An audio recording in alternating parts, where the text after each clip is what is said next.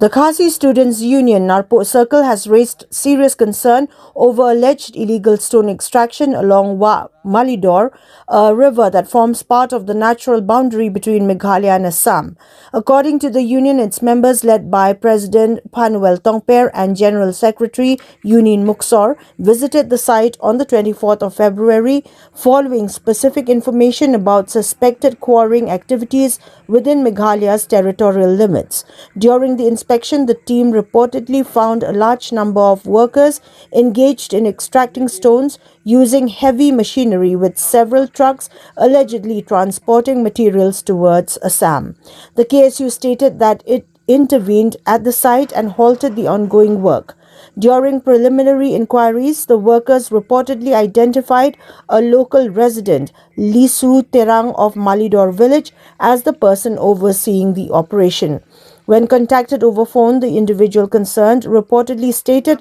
that he was not present at the location and admitted that he did not possess any formal permission or environmental clearance from the competent authorities to undertake such extraction. The union said it has asked him to immediately cease the activity and cautioned against its continuation.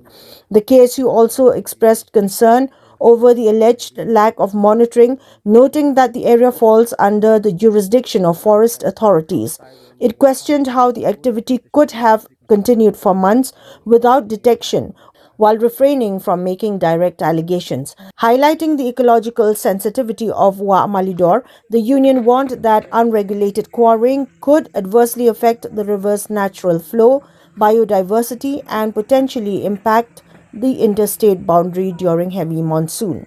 The KSU has urged upon the concerned authorities, including the Jaintia Hills Autonomous District Council, the State Forest and Environment Department, and the district administration to conduct an impartial inquiry and take appropriate action in accordance with the law.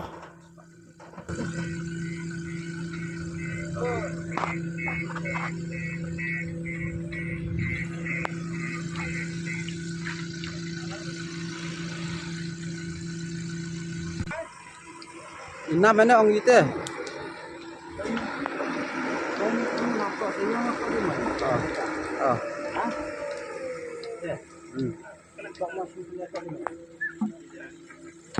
Tahang ni ngiwan kumgeki Narpuh Circle. Hani spot gilawan hang ni ka.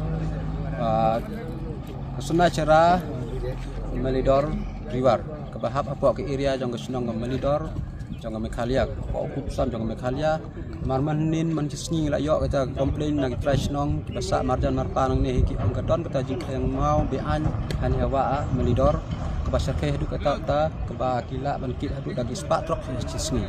Dah habang iwat jingti habang iwat niat nak keleng-keleng itip ba kene ka jing lek jingki jing klong mau bean jingki kelong kebang kebe bean. Markim sem ladon kata environment clearance hakono hono department kebadai ban ai kata clearance. Pat anda ngilawan hani ngilai isya dari khidmat ngilai saki isya dari khidmat baka kawak kalajot ni kawak Malidor kebasat keluar kebasat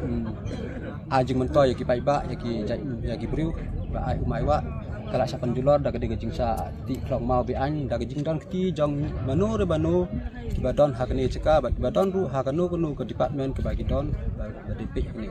te ngina kalian KSU ini ngi geju persak jur bat nginlek ru sagebor ki bahalor ban ai ki komplain halor tadi laha lamanu ki bala ai kata ka parmi kata ka environment clearance ni kata ka bor ini ki nongklong mau nomor hang ni la don dak spa ngut ki lebor ba keju dagi peutli ki trok pekit ki mau te ngina kalian geseng ibu gejing persak jur namar ngitip bagani gede gecaka bahap pura hapok ba jelam Meghalaya jengi ba hakni gecaka ngitip ru bakal ade ru ke gecaka jong district council ke ba district council kal ju ai ru ikiti land holding ya kini ki rusmet gecaka rusmet te ngi perem jur ya kini gejing lek ni ki